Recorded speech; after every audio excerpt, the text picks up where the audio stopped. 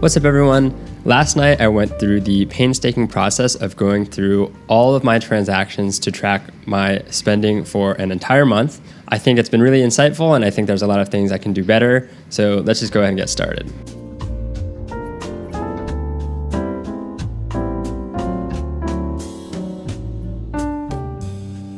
To preface, I'm using my spending data from the month of April.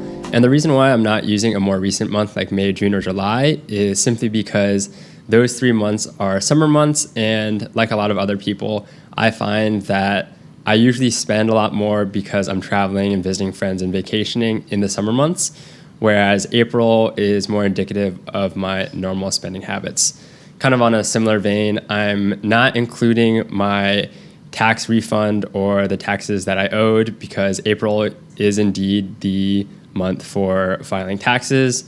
And I'm also not including any cash transactions, but like a lot of people my age and nowadays, I don't really use cash anyways, so I think this is a pretty accurate read of what my spending looks like because I also did factor in Venmo and Cash App transactions, which is pretty much the closest thing, I guess, to cash for a lot of things.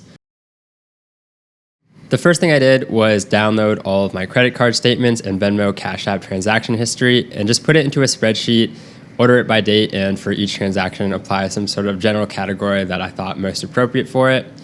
I arrived at a total spend of $4,208.73.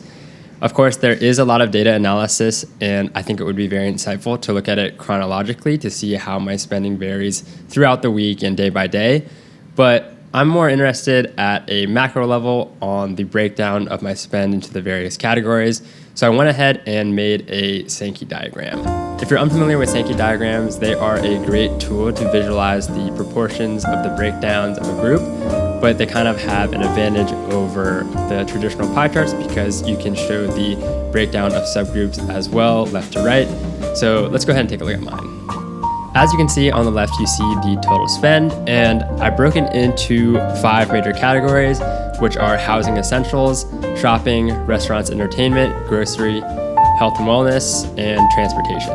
Obviously, these are arbitrary, and I kind of curated these first main categories, so I just thought they would make sense. Starting off with the housing and essentials category, as you can see, it doesn't really break out into multiple flows because this is dominated just by my rent, which is $1,539 a month. I have a 1-bedroom apartment that I share with my girlfriend, so I am very thankful because I obviously really enjoy living with her, but also financially, it is great splitting rent.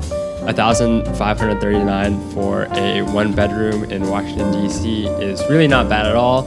There is a small little offshoot, which is laundry, which I paid $22.50 for. Since we do not have laundry in unit, I had to reload my card, and that is the $22.50 for the laundry card. All other utilities are included, so you'll notice that I don't have any separate Wi-Fi, electric, water, gas, heating, etc.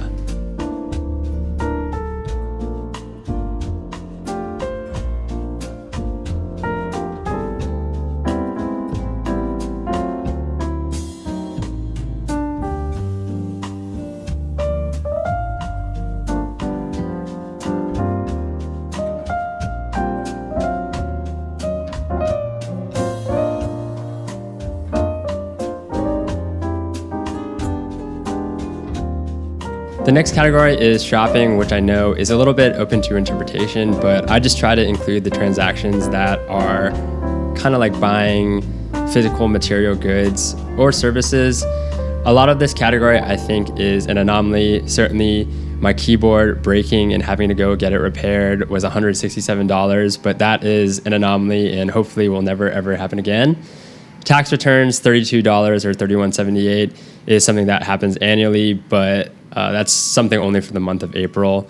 And same with the consumer goods. I think a lot of that stuff hopefully won't happen regularly. I think this month there was a couple of sales that I was shopping, got a new hoodie, sweatshirt, things like that. But generally speaking, I really want to cut down the consumer goods section. And I feel like I don't normally spend that much per month, but maybe I actually do. But generally speaking, I'm trying to get quality stuff that lasts a long time. And